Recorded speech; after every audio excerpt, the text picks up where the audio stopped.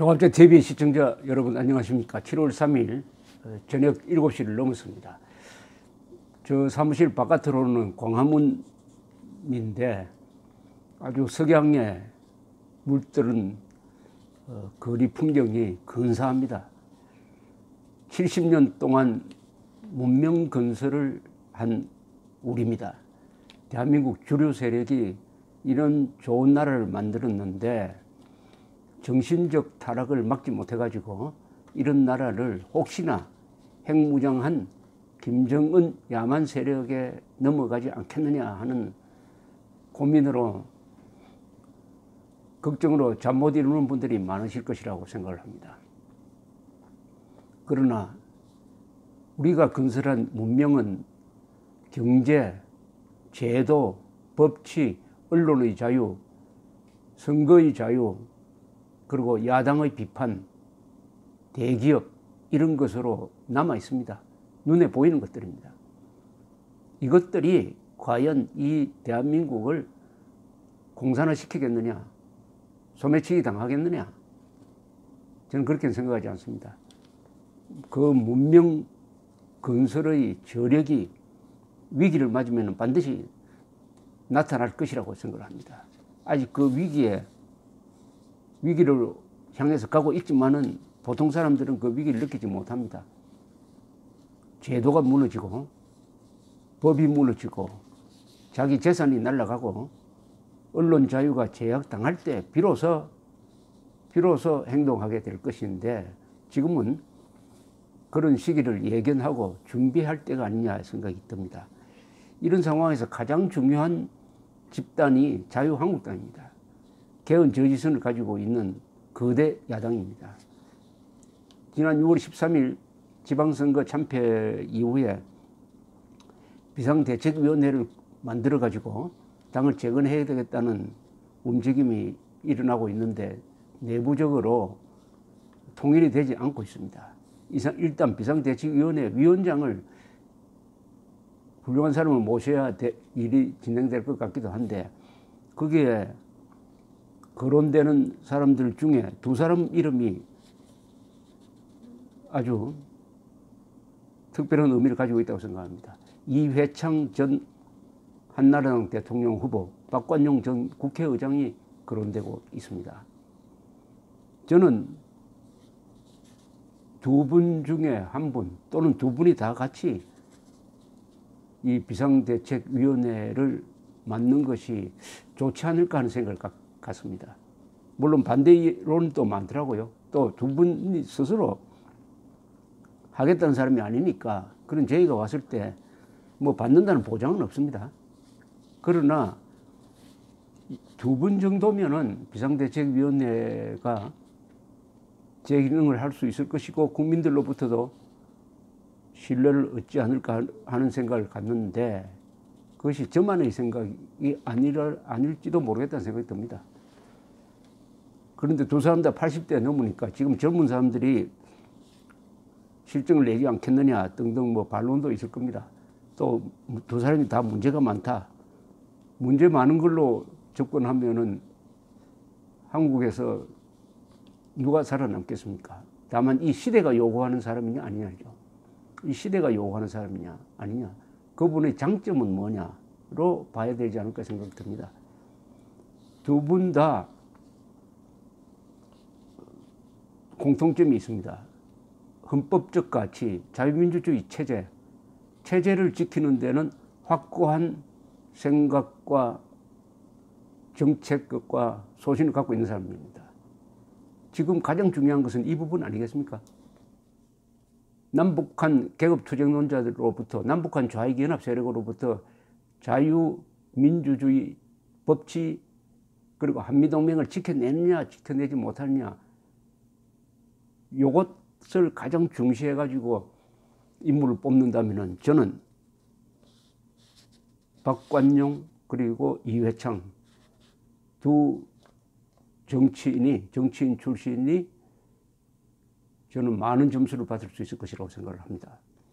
물론 이회창 후보는 대통령 후보로 3번 나와서 떨어졌습니다. 김대중 후보에게 이길 수 있는 많은 조건이 있었지만은 이분의 실수도 있었죠. 이인재 씨가 신한국당을 탈당하고 그리고 JP를 잡지 못함으로써 30만 표 차이로 졌습니다. 두 번째 2002년에는 정몽준 후보와 손잡지 못함으로써 노무현 후보에게 50만 표 차이로 졌습니다. 이 부분에 대해서는 본인의 책임이 큽니다. 그렇더라도 저는 이회창 씨 하면 떠오르는 이미지가 있습니다. 아, 저분이 사심 없이 몸을 던졌구나 하는 생각이 날 때가 있었습니다. 2012년입니다. 2012년 대통령 선거를 앞두고 이분이 새누리당에 입당을 했는지 아마 선거운동원으로 등록을 했을 겁니다. 등록해서 단신으로 아무 조건 없이 박근혜 후보 지지 운동을 거리에서 했습니다. 충청도 지역에서 했습니다. 그게 뭘 바라고 한 건 아니고 문재인 정권은 막아야 한다. 정권이 좌파로 넘어가서는 안 된다는 그 일편단심이 그렇게 아주 어려운 일을 하도록 만들었다고 생각합니다. 그 어려운 일입니다. 총리 지내고 감사원장 지내고 대통령 후보 세 분 한 분이 선거운동은 별로 좋아하지도 않던 박근혜 후보의 선거운동을 했습니다. 그 점을 저는 그분의 아름다운 모습으로 기억합니다. 그런 순수한 마음이 저는 지금도 있다고 생각합니다. 최근에 사법부의 파동에 대해서 왜 대법관 회의를 통해서 결정하지 않느냐고 조선일보에 글을 쓴 것도 아주 인상적으로 읽었습니다. 박관용 전 국회의장은 2004년에 노무현 당시 대통령을 탄핵소추할 때 사회를 본 국회의장이었습니다. 아수라장이 된 속에서도 그러나 대한민국은 전진해야 합니다라는 유명한 멘트를 날린 것이 기억됩니다. 이분은 최근에 대한민국 수호 비상국민회의를 만들어서 그 대표로 지내면서 거리에 나와서 거리의 투사가 되었습니다. 80대에. 이 박관용 전 국회의장은 막 김영삼계로 분류되죠. 김영삼 대통령 시절에 비서실장을 2년 했습니다. 그리고 국회의원 시절부터 북한 쪽과 많은 교섭을 한 사람입니다. 그래서 북한 문제를 가장 잘 아는 국회의원이었어요. 그리고 철저한 반공주의자입니다. 이 정도면 된 것 아닙니까? 그리고 퇴임 이후에 하는 행동이 항상 딱 정리되어 있는 분이죠. 그러다가 최근에는 위기감을 느껴서 그분답지 않게 사실 거리로 나왔어요. 거리로 나와서 이분은 물론 4.19 학생운동 운동권 출신입니다. 그러나 반공민주주의자죠. 이런 분이 반공민주화 운동을 한 사람입니다. 어떻게 보면 이런 분의 민주화 운동이 정통이라고 볼 수가 있습니다.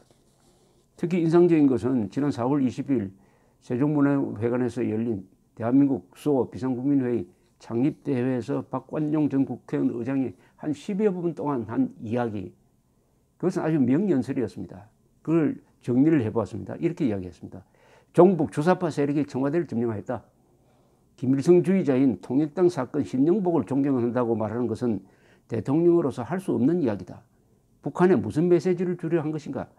언론이 침묵하여 국민들은 지난 1년간 눈뜬 장님으로 살아왔다. 정부가 내어놓은 개헌안은 평생 정치를 한다도 처음 보는 위험한 문서이다. 개정 과정 자체가 위헌이다. 국민공청회 한번 열지 않는 등 국민과 국회를 바지저고리 취급한 것이다. 자유민주 체제를 변혁시키려는 음모다. 연방제로 가려는 목적을 가진 개헌안이라고 봐야 한다. 그렇다면 이 정권이 말하는 촛불혁명은 좌익혁명이라고 봐야 한다. 촛불 시위에 등장한 구호는 노동자 중심의 세상을 만들고 미국에 반대하고 사회주의가 답이라고 하지 않았나. 이게 촛불 정신의 정체다. 이 정권이 들어선 이후 나온 역사교과서는 6.25 남침도, 새마을운동도, 자유민주주의 건설도 제대로 가르치지 않는다. 지금 대한민국에서는 개업투쟁의 역사가 전개되고 있다. 자유민주주의를 지키기 위하여 싸워야 한다. 처칠은 싸우다가 지면 다시 일어날 수 있지만 싸우지 않고 지면 희망이 없다고 했다. 오늘 우리의 행동이 미래를 결정한다. 어느 총리를 지낸 사람이 보수를 괴멸시키겠다고 했지만 우리는 소위 진보를 괴멸시키겠다는 말을 하지 않을 것이다. 우리는 정정당당한 토론과 비폭력 정신에 입각한 평화적 시위로 싸울 것이다. 80세인 박건영 씨가 이 정도의 결기를 보여주었다면 저는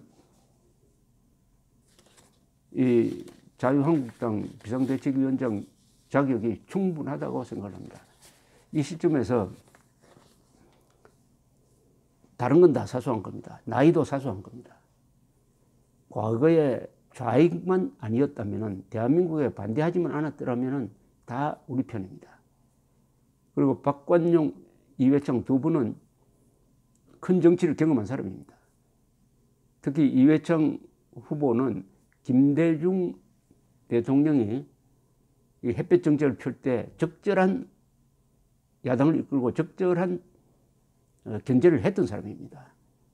또 박관용 국회의장은 작년에 대통령 선거가 있을 때 왜 보수 중도가 합쳐서 반문재인 전선을 만들지 않느냐고 통탄했던 사람입니다. 결국 그 진단이 맞았죠.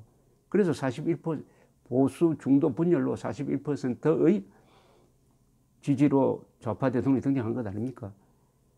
슬기가 있는 분이죠. 따라서 저는 두 사람이 같이 비상대책위원회를 맡아도 되고 둘 중에 한 분이 맡으면은 우선 전력이 좋고, 전력이 좋다기보다는 전력이 든든하고 그리고 지도력이 있고 또 사심이 없는 분 아니겠습니까? 저는 두 사람이 사심 없는 사람이라고 생각을 합니다.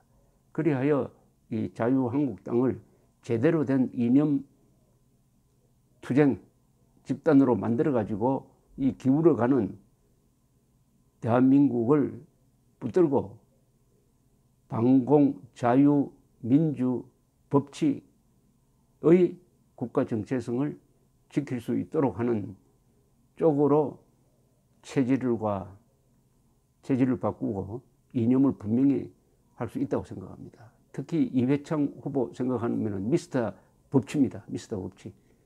지금 대한민국이 무너지고 있는 것을 한마디로 요약하면 법치의 붕괴입니다.